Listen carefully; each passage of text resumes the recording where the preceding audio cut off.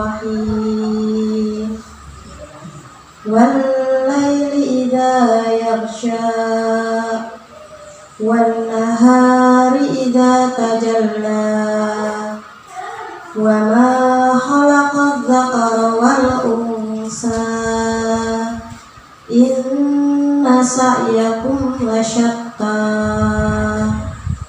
فأما من أعطى واتقى وصدق بالحسنى فسنيسره لليسرى وأما من بخل واستغنى وكذب بالحسنى فسنيسره للعسرى وما إلا الأشقى الذي كذب وتولى وسيجنبها الأتقى الذي يؤتي ماله يتزكى وما لأحد عنده من نعمة تجزى إلا ابتغاء وجه ربه الأعلى ولسوف يرضى صدق الله العظيم. Wassalamualaikum warahmatullahi wabarakatuh.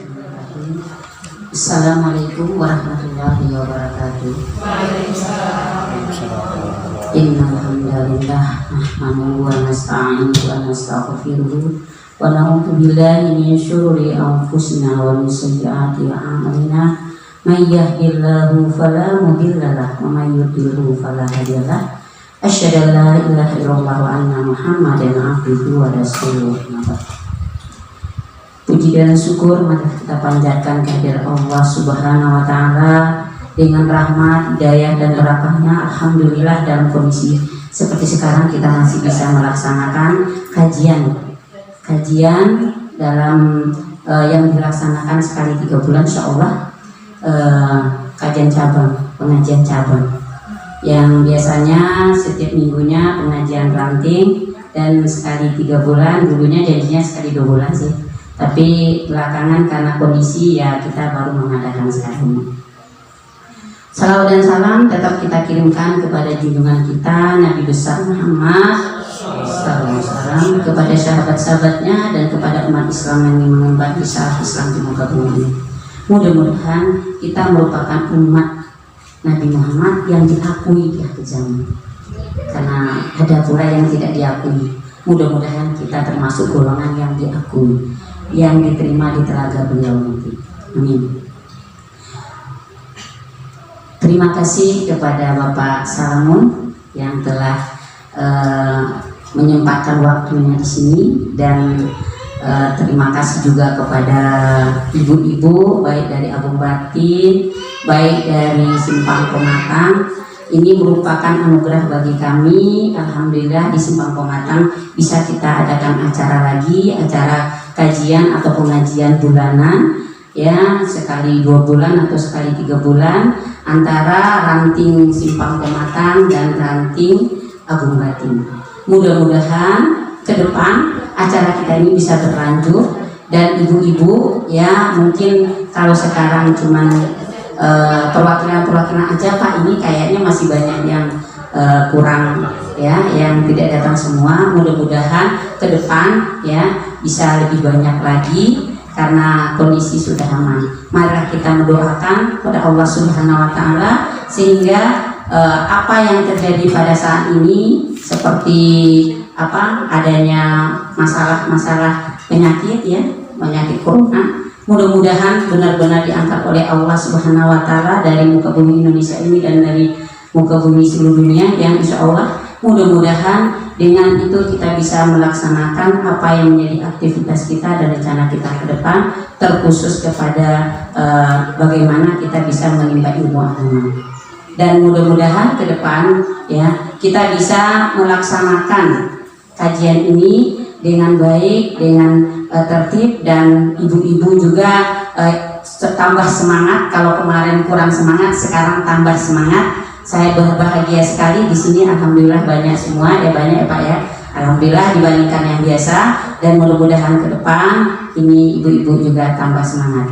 Ini aja yang bisa saya sampaikan karena memang waktunya sudah sangat sempit, dan sholat asar juga cepat sekarang ya, jam 3 kurang udah sholat asar, makanya kami tidak bisa menyampaikan panjang lebar sambutan ini. Semoga apa yang menjadi rencana kita, itikat baik kita ini diridai oleh Allah Subhanahu wa Ta'ala, dan dijadikan sebagai amal buat kita yang akan memberatkan timbangan kita di yaumil akhir. Amin. Assalamualaikum warahmatullahi wabarakatuh.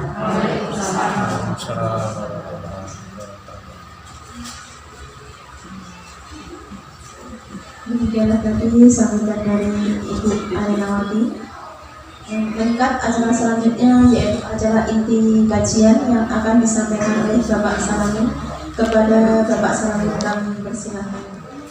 Assalamualaikum warahmatullahi wabarakatuh. Alhamdulillahirabbil alamin wa bihi nasta'inuhu wa na'udzu billahi min shururi anfusina wa min sayyiati a'malina. May yahdihillahu fala mudilla lahu wa may yudlilhu fala hadiya lahu. Asyhadu an la ilaha illallah wahdahu la syarika lah wa asyhadu anna Muhammadan abduhu wa rasuluh la nabiyya ba'dah. Allahumma shalli ala Muhammad wa ala ali Muhammad kama shallaita ala ali Ibrahim wa barik ala Muhammad wa ala ali Muhammad kama barakta ala ali Ibrahim fil alamin innaka Hamidum Majid.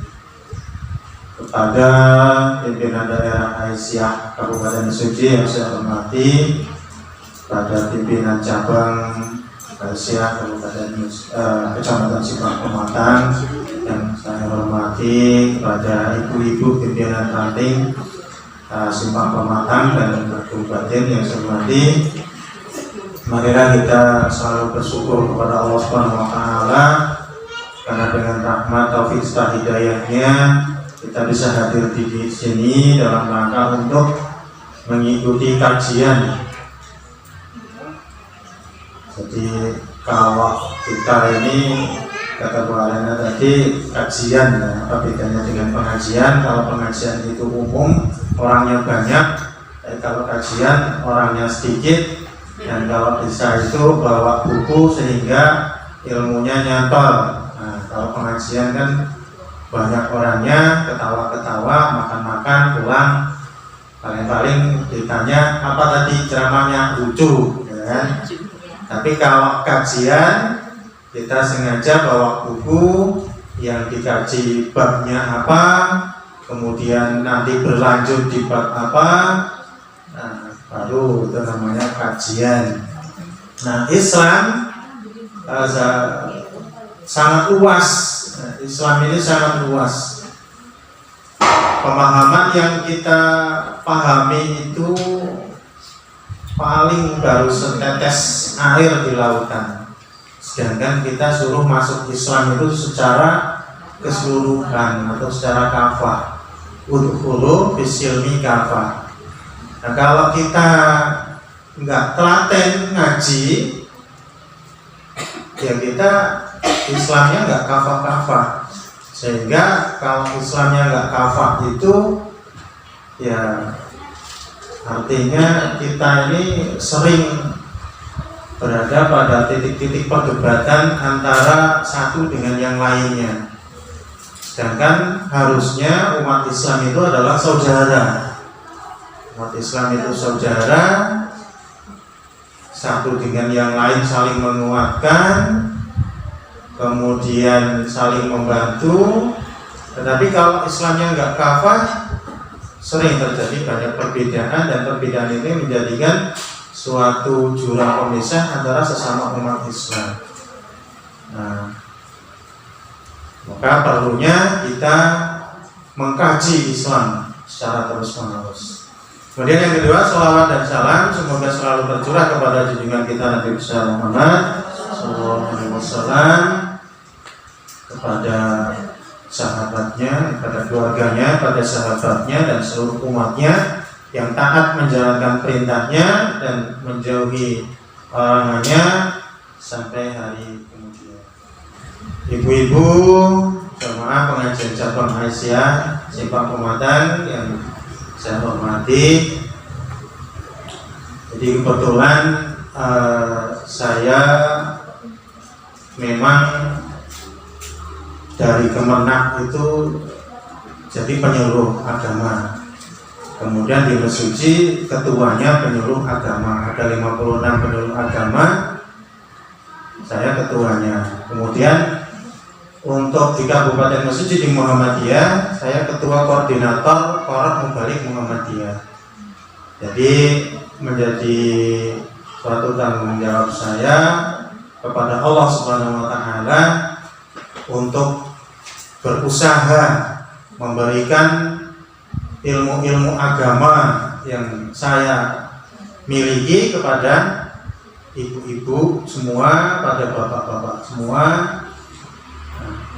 Kalau kiranya berkenan, kalau nggak berkenan ya nggak, karena ada juga yang nggak berkenan. Kalau ibu berkenan nggak saya datangi untuk diisi pengajian? Senang ya, mudah-mudahan senang lah, karena menuntut ilmu itu sifatnya kan wajib. Di dalam agama Islam itu thalabul ilmi fardhun ala kulli muslim wal muslimah. Menuntut ilmu itu wajib. Nah, menuntut ilmu itu dari ayunan sampai liang kubur. Jadi nggak peduli dari PAUD sampai nanti kita wafat. Nah, menuntut ilmu itu juga nggak harus tergantung tempat. Bahkan kalau ilmunya adanya di Cina, ya, sampai ada utlubul ilma walau bisin, tuntutlah ilmu sampai ke negeri Cina, itu menunjukkan walaupun jauh, nah, walaupun jauh tetap harus kita pelajari. Nah, apa sih gunanya ilmu itu? Ya, ilmu itu sebagai jalan kita menuju surga. Man salaka thariqan yaltamisu fihi ilman sahalallahu thariqan ilal jannah. Barang siapa yang meniti jalan untuk mencari ilmu, maka Allah akan memberikan jalan menuju surga. Kemudian majelis ilmu itu adalah taman-taman surga. Jadi kalau kita ingin berada di taman-taman surga, ya datangilah majelis ilmu. Ilmu ini sangat luas. Jangan sampai kita ini mempelajari Islam ini hanya satu pengertian saja. Kemudian kita sudah menjustis yang lain salah. Saya itu orang Muhammadiyah dari kecil, dari SD. Memang saya lahir di lingkungan Muhammadiyah, SD-nya Muhammadiyah, MTS-nya Muhammadiyah. Kemudian saya itu di IPM aktif, ya. Kemudian setelah di IPM juga aktif di Pemuda Muhammadiyah Tulang Bawang 2000 sampai 2005 sebagai wakil ketua. Kemudian di Muhammadiyah di Dasmen di Tulang Bawang dari 2005 sampai 2010. Nah, tapi saya nggak pernah tuh menyalahkan yang namanya orang beribadah mau rokok apa mau sujud dengan tangan dulu yang diletakkan atau dengan lutut dulu yang diletakkan, karena memang ada dasarnya kedua-duanya. Demikian juga ya, saya tidak pernah menyalahkan kalau kita sholat jahar baca Fatihah pakai basmalah dulu atau langsung alhamdulillah, karena memang ada dasarnya. Dan itu dari Muhammadiyah. Contohnya saja masalah basmalah ketika Al-Fatihah pada sholat maghrib ataupun isya di rakaat pertama dan kedua. Hadis yang menerangkan bahwa Nabi tidak membaca Bismillahirrahmanirrahim ada 4, semuanya sahih. Hadis yang menerangkan bahwa Nabi membaca Bismillahirrahmanirrahim sebelum Alhamdulillahirabbil alamin ada 9, semuanya sahih. Itu ada di buku Tanya Jawab Agama Islam Pimpinan Pusat Muhammadiyah Majelis Tarjih bab 4. Tetapi kalau kita tidak tahu, kadang orang Muhammadiyah menganggap bahwa nek sing sholat Fatihah langsung baca Alhamdulillahirabbil alamin ya kuwi kanca wong Muhammadiyah, nek sing nganggo Bismillahirrahmanirrahim dhisik kudu wong Muhammadiyah, kuwi wong NU jarene. Padahal di dalam kitab Tanya Jawab Agama Islam Pimpinan Pusat Muhammadiyah Majelis Tarjih bab jilid 4 ya, halaman 30 diterangkan secara luas dalil kalau baca Fatihah pakai Bismillahirrahmanirrahim.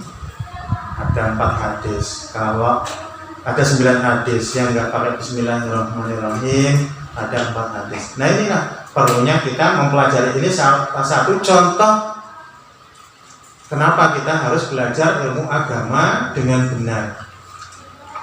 Saya sering mendapati orang-orang yang ilmunya masih sedikit tapi ngaku pintar. Di lapangan sedang takbir Idul Fitri. Ya namanya takbir Idul Fitri itu kan ada yang Allahu Akbar, Allahu Akbar, Allahu Akbar, la ilaha illallah, wallahu akbar, gitu kan. Tapi ada yang Allahu Akbar, Allahu Akbar, la ilaha illallah, wallahu akbar. Allahu Akbar itu kan 2. Ada yang 3.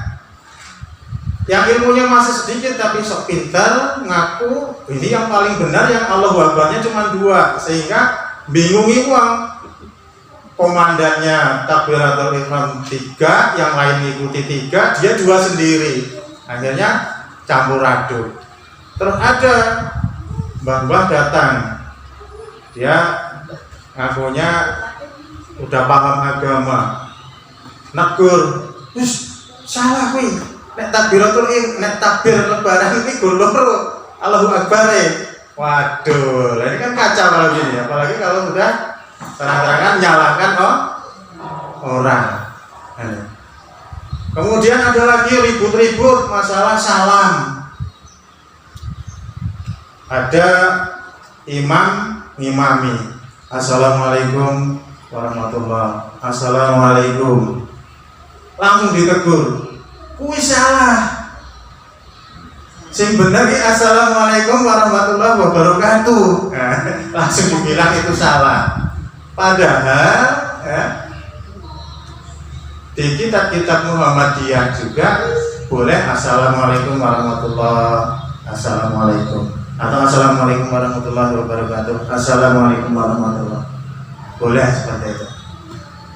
Maka kemudian saya punya inisiatif, di mana tempat saya mengaji, saya bawa kitab fikih 4 mazhab. Ini fikih 4 mazhab ini Bidayatul Mujtahid karangan Ibnu Rusdi.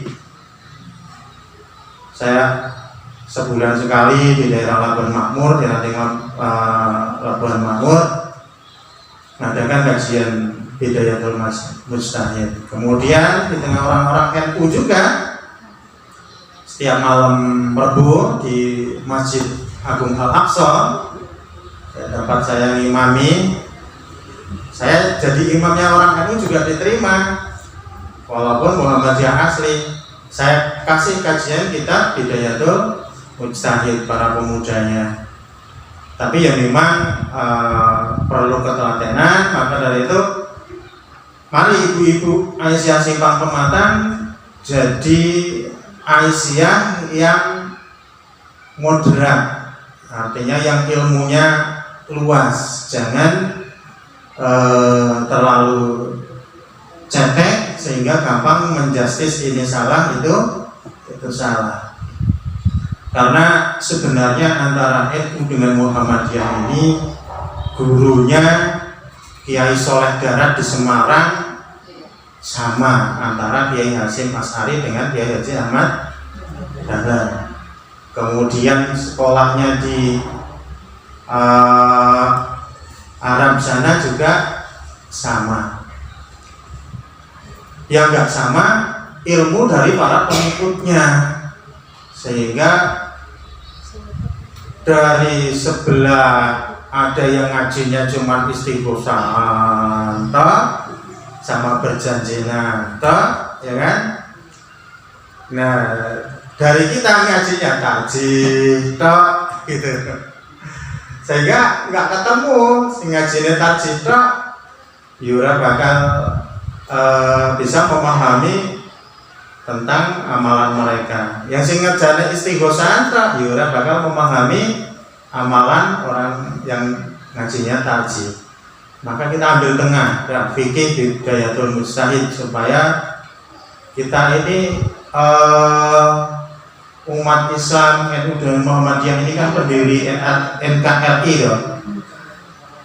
Bersatu melawan PKI zaman tahun 65, ya, bisa menyelamatkan Indonesia dari komunis.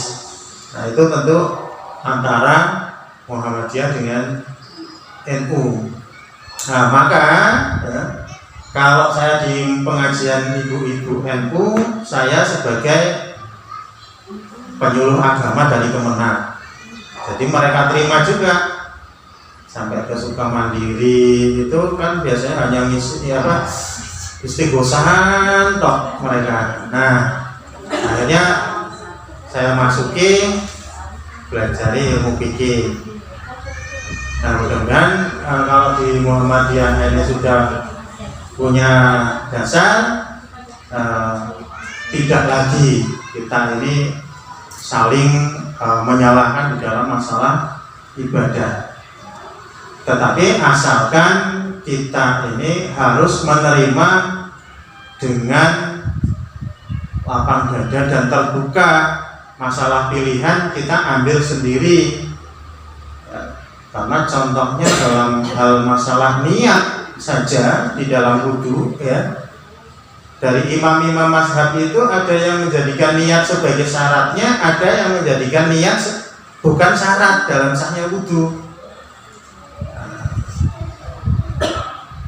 Nah ini kalau kita ambil semua, kita pahami semua kan enak.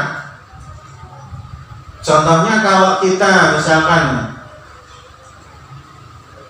buru-buru ambil air wudu, setelah ketinggalan jamaah, padahal langsung begitu sampai tempat wudu ambil cuci tangan, kemudian kumur, langsung cuci muka dan seterusnya sampai wudu selesai. Kita lupa untuk baca bismillah. Kalau menurut mazhab Hanafi ya sah saja, maka kita nggak perlu ngulang wudu. Tapi kalau kita ikutnya Syafi'i, ya harus ngulang wudu, nggak sah wudunya karena tadi nggak niat. Maka dari itu ya, banyak permasalahan-permasalahan di dalam agama yang sering menjadi pertentangan antara organisasi Muhammadiyah dengan NU. Nah ini jangan sampai menjadi pertentangan lagi ya. Contohnya masalah kunut dan tidak kunut, bismillah dan tidak bismillah, Allahu Akbar dalam Idul Fitri Idul Adha 2 kali atau 3 kali, salam ketika salam pakai assalamualaikum warahmatullahi wabarakatuh atau assalamualaikum saja, atau meletakkan tangan dulu atau lutut dulu ketika mau sujud. Nah, ini jangan sampai ada pertentangan. Nah, mudah-mudahan ya di kajian cabang ini bisa berlanjut kajian fikihnya. Nah, jadi bab yang akan kita sampaikan pertama itu bab 1, dalil-dalil tentang wudu, orang yang wajib wudu dan waktu diwajibkannya wudu. Untuk dalil yang menunjukkan diwajibkannya wudu, banyak ayat-ayat Al-Quran dan hadis yang menerangkan wajibnya wudu. Yang paling masyhur itu adalah surat Al-Maidah ayat 6. Dalil diwajibkannya wudu, surat Al-Maidah ayat 6. Bawa buku, Bu?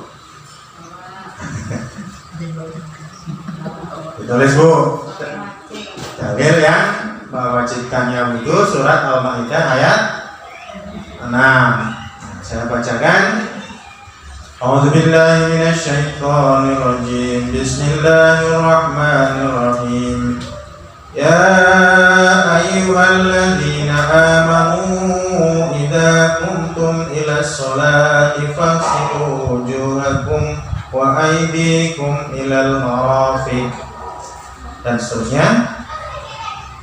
Hai orang-orang yang beriman, jika kalian hendak mengerjakan sholat, maka basuhlah mukamu dan tangan kalian sampai dengan siku. Ini merupakan kewajiban bagi orang yang hendak melaksanakan sholat bila waktunya telah tiba. Kenapa wudu diwajibkan? Karena kalau tidak wudu, sholatnya tidak diterima. Dasarnya adalah hadis riwayat Bukhari dan Muslim. Bunyinya la yaqbalullahu sholatan bi ghairi qabul wala shadaqatan min ghulul. Allah tidak menerima salat seorang tanpa bersuci dan sedekah dari harta yang diperoleh dari pengkhianatan. Jadi Allah tidak menerima salat seseorang tanpa bersuci. Makanya wudu itu menjadi syarat sahnya sholat. Nah, sholat itu menjadi pembeda antara orang Islam dengan orang kafir. Kalau orang Islam pasti sholat, karena itulah pembeda dari orang Islam dengan orang kafir. Kemudian dalam hadis lain, ya, ini diriwayatkan Bukhari Muslim juga, Arabnya la yaqbalullahu sholata min ahdas hatta yatawadda.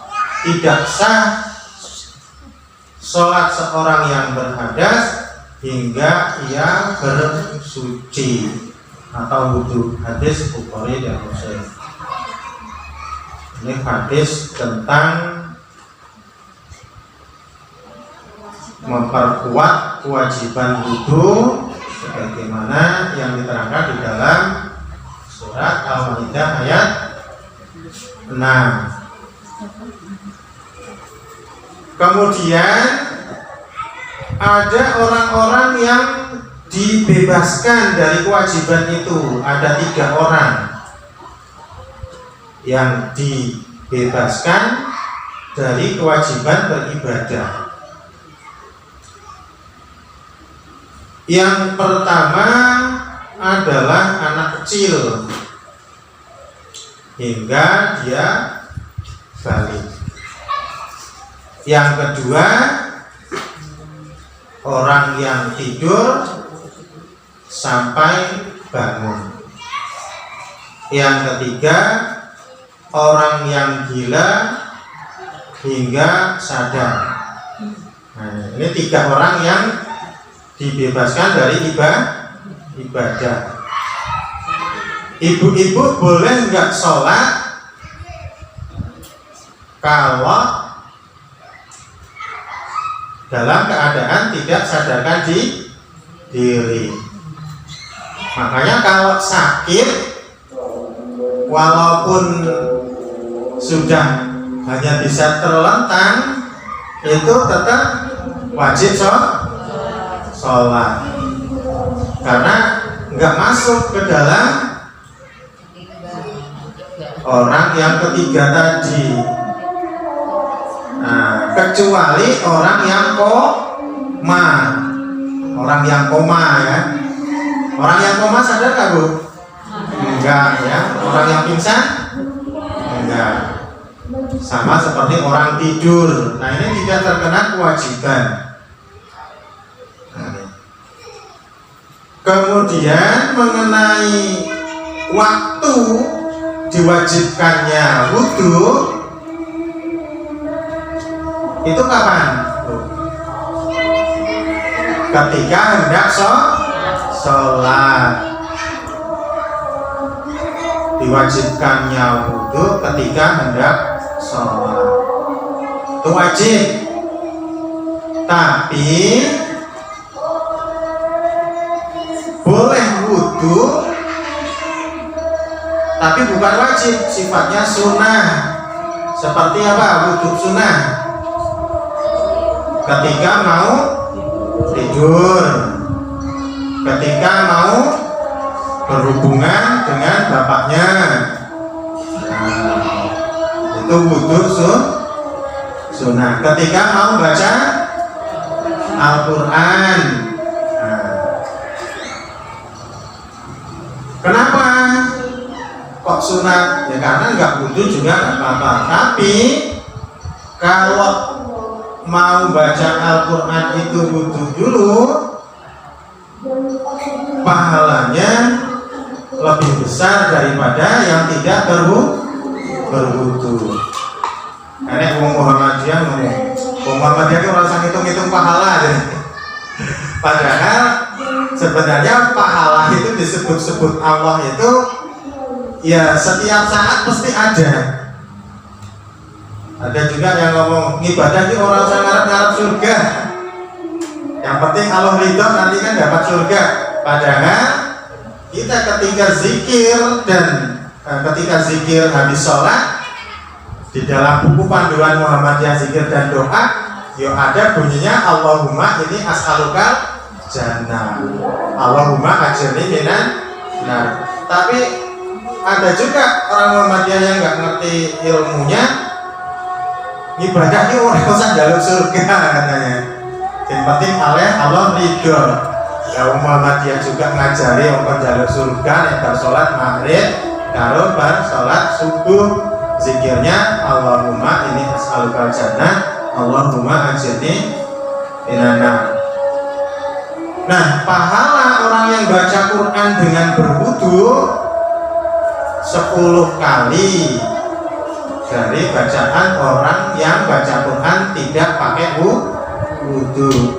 Kalau misalkan alif lam mim, alif dihitung 1 kali bagi orang yang tidak berwudu pahalanya, tapi kalau orang yang berwudu alif dihitung 10 pahala. Alif lam mim berarti 30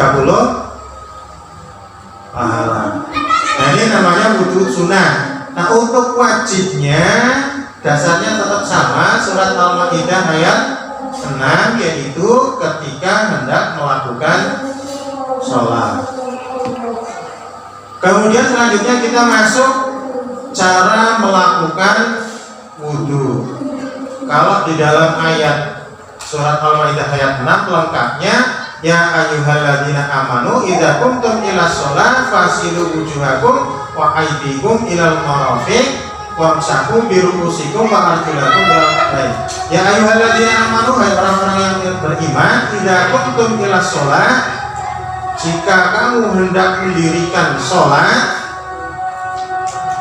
fasilu wujuhakum, maka basuhlah wajahmu, wa aidiakum, kedua tanganmu, ilal marafiq, sampai siku, wamsahu, usaplah birukusikum, kepalamu, wa arjulakum, dan kakimu, ilal ka'bain, sampai mata kaki. Nah, dalam mengartikan ayat ini, ya, ada ulama yang berpendapat niat tidak masuk ke dalam syaratnya wudhu, karena di situ dalam ayatnya tidak disebutkan niat dulu, tapi idza qumtum ila shalah fasilu, langsung masuk kepada fasilu, yaitu basuhlah. Ada ulama yang berpendapat tidak perlu niat, langsung basuh kepada muka. Tetapi kalau digabungkan dengan ayat yang lain, surat Al-Bayyinah ayat 5, wa ma umiru illa liya'budullah mukhlishina lahuddin, tidak aku perintah kecuali agar engkau menyembah Allah dengan ikhlas dan menjalankan agama dengan lurus. Kemudian disempurnakan lagi dengan hadis innamal a'malu binniyat, sesungguhnya sah dan tidaknya amal perbuatan itu tergantung daripada niatnya. Maka ulama yang mensyaratkan niat sebagai syarat sahnya wudhu menggunakan hadis innamal a'malu binniyat. Di antaranya adalah mazhab Syafi'i, Maliki, Ahmad, dan Abu Daud.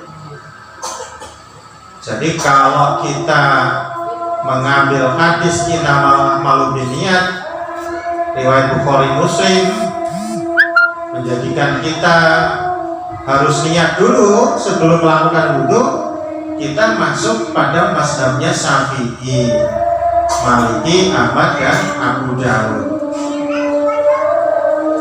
Adapun yang mereka tidak menggunakan niat ketika wudhu, itu mazhabnya Abu Hanifah dan As-Sawri. Jadi perbedaan masalah niat 4 di antaranya Syafi'i, Maliki, Ahmad bin Hanbal, dan Abu Daud ini mewajibkan niat, sedangkan Abu Hanifah dan As-Sawri tidak. Nah, kita sebagai orang Muhammadiyah yang tanpa mazhab biasanya mengambil dalil yang kuat, yaitu jumhur ulama, kesepakatan para ulama ngambil hadis Bukhari Muslim tentang niat ini. Maka di Muhammadiyah rukun wujudnya pertama niat. Berarti kita juga ikut Syafi'i, Maliki, Ahmad bin Hanbal. Nah, kemudian yang kedua, memasukkan tangan sebelum wudhu ke tempat air. Ini tentang membasuh tangan. Kita sebelum wudhu, setelah niat, yang kedua yang harus kita laksanakan adalah membasuh tangan. Nah, untuk mazhab Syafi'i dan Maliki ini mensyaratkan untuk senantiasa membasuh tangan sebelum berwudu. Hadis yang dipakai adalah Bukhari Muslim. Bunyinya idza staiqadha ahadukum min naumihi falyaghsil yadahu qabla an yudkhilahal fa inna ahadakum la yadri aina batat yadah. Jika salah seorang dari kalian bangun dari tidurnya, maka hendaklah ia membasuh tangannya sebelum memasukkan ke dalam air, karena ia tidak tahu di mana tangannya bersarang. Ini hadis dipakai oleh mazhab Syafi'i dan Maliki. Nah, kalau orang NU itu pakainya Syafi'i, maka ada kesamaan dengan kita. Syafi'i itu wajib niat, ya. Kita juga niat. Kemudian kita yang pakai hadis terkuat Bukhari Muslim mencuci tangan dulu sebelum memulai berwudu. Demikian juga itu adalah pendapat Syafi'i dan Maliki. Nah, kemudian yang selanjutnya adalah hukum berkumur dan menyerap air ke dalam hidung. Di sini juga para ulama berbeda pendapat tentang hukum berkumur atau dalam bahasa Arabnya madmadah. Kemudian istinsyak, memasukkan air ke dalam hidung dalam wudu. Pendapat yang pertama ini menurut Syafi'i, Maliki dan Abu Hanifah, berkumur dan menyerap air ke dalam hidung itu termasuk sunnahnya wudu. Ini Syafi'i, Maliki dan Abu Hanifah. Menurut Ibnu Abi Layla dan beberapa orang sahabat Abu Dawud, keduanya itu termasuk fardu wudu. Sedangkan menurut Abu Saur, Abu Ubaidah dan beberapa orang dari ulama Zahiri, istinsyak itu wajib dan mahmadhah itu sunnah. Menghirup air tuh berkumur itu kalau menurut Syafi'i sunnah, artinya kalau tidak berkumur tidak apa-apa, apalagi kalau kita sedang berpuasa. Demikian juga dengan memasukkan air ke hidung dan mengeluarkannya. Ini menurut pendapat Syafi'i. Tapi kalau Abu Ubaidah ini wajib. Abu Dawud juga masuk fardu. Nah, kita terserah mau mengambil yang mana, masuk yang wajib atau yang sunnah. Kalau saya biasanya ngambil yang sunnah, ikut mazhab Syafi'i. Karena kalau sedang berpuasa kan ragu juga kalau kita kumur, kalau ada yang ketelan, walaupun sedikit takutnya puasa kita batal, maka nggak wudu, nggak kumur. Nah, ini masalah hukum berkumur dan menyerap air. Ada yang wajib, ada yang fardu, ada yang sunnah. Yang Syafi'i dan Maliki sunnah. Ibu mau ambil yang mana? Tapi kalau Muhammadiyah ambilnya yang sunnah. Hadisnya karena riwayat Bukhari, Muslim dan Malik, jika salah seorang di antara kalian melakukan wudu, maka hendaklah memasukkan air ke dalam hidung lalu mengeluarkannya. Dan barang siapa beristinja hendaklah dilakukan dengan bilangan ganjil.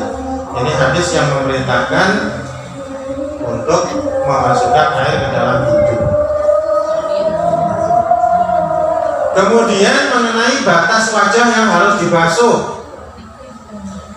semua ulama sepakat bahwa membasuh muka itu salah satu dari fardu wudu. Dasarnya adalah Al-Quran surat Al-Maidah ayat 6. Kemudian tentang batas wajah yang dibasuh, ini ada 3 pendapat. Yang pertama, membasuhnya adalah puting-puting yang terdapat di antara gojek dan telinga. Putih-putih yang di antara gojek dan telinga. Ini pendapat yang pertama. Artinya selain yang ditumbuhi rambut itu masih harus dibasuh. Caranya tentunya harus dimulai dari pantang, ya. Sehingga sudut-sudut dari mata ini ikut terbasuh. Ya. Di sini semua terbasuh. Nah, kalau laki-laki tambahan ada jenggot. Nah, ini kalau laki-laki. Ini pendapat pertama. Kemudian pendapat kedua membasuh jenggot yang panjang, dan pendapat ketiga menyela-nyela jenggot. Pendapat yang pertama jenggotnya ini nggak perlu. Pendapat kedua dibasuh. Pendapat yang ketiga harus disela-selai sampai basah semua. Kalau untuk perempuan ya jelas semua yang tidak ditumbuhi rambut sampai sini-sini yang perlu dibasuh.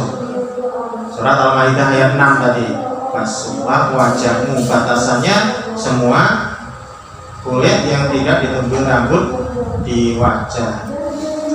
Kemudian batasan membasuh tangan. Para ulama sepakat membasuh tangan sampai kedua siku merupakan salah satu fardu wudu. Wa aidikum ilal marafiq, ayatnya Al-Maidah ayat 6. Caranya ya, membasuhnya itu dari sini putar kanan. Kita modelnya kan pancuran. Supaya kita bisa ngitungnya 3 kali, ngitungnya adalah 3 putaran. Belakang ke depan, tarik. Belakang ke depan, tarik. Belakang ke depan, tarik. Jadi 3. Enggak gini, kalau gini ngitungnya kan susah. Apalagi kalau gini. Jangan seperti itu ya Bu ya. Kalau basuh jangan kanan kiri, tapi kanan 3 kali, mulai dari sini ke depan ke sini sehingga sikunya kesentuh. Kalau bisa ke sini maka kita otomatis siku ini nggak pernah kelewatan. Tapi kalau karena anjurannya kan tangan sampai siku, surat Al-Maidah ayat 6, maka kita mulainya dari ujung, putar ke depan sampai 3 kali, ujung putar depan, ujung putar depan. Nah, jangan kanan kiri ya Bu ya, jangan, paham ya Bu ya.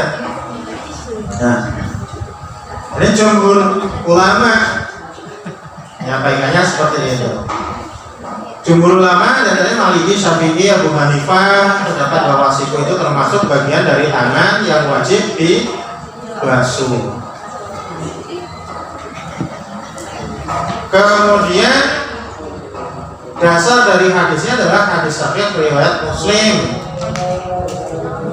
bahwa Abu Hurairah membasuh tangan kanannya hingga mencapai lengan, lalu membasuh lengan kirinya itu, kemudian membasuh kaki kanan hingga mencapai betis.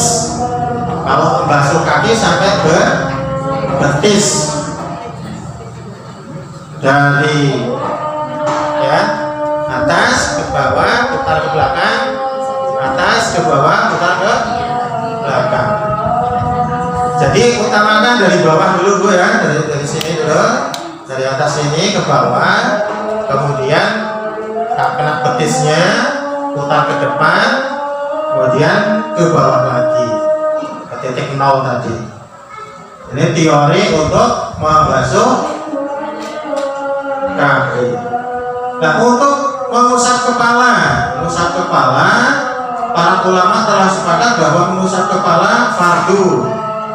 Nah, namun cara mengusapnya ini yang berbeda-beda. Kalau Maliki ini wajib diusap seluruh kepala.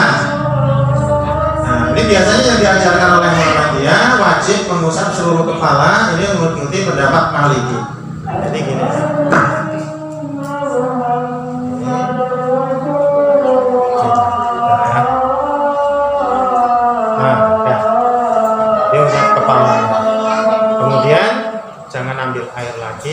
Langsung masukkan jadi ininya jempolnya ke belakang telinga. Nah, jadi kalau ada yang hanya begini sah nggak Bu? Eman eman-eman kudungi rambutnya disisir. Karena ini bukan dari kepala, ini bagian dari wajah. Tapi kalau sepertiga saja sah. Misalkan ibu-ibu kan eman-eman tau wis rambutnya bar disisirin, eman-eman, nah sini aja sampai kepala depan sepertiga kepala sah. Yang penting jangan hanya pas dah. Ya.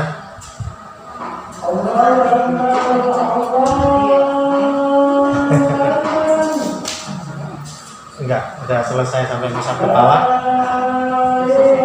Enggak, tinggal satu jumlah basuhan,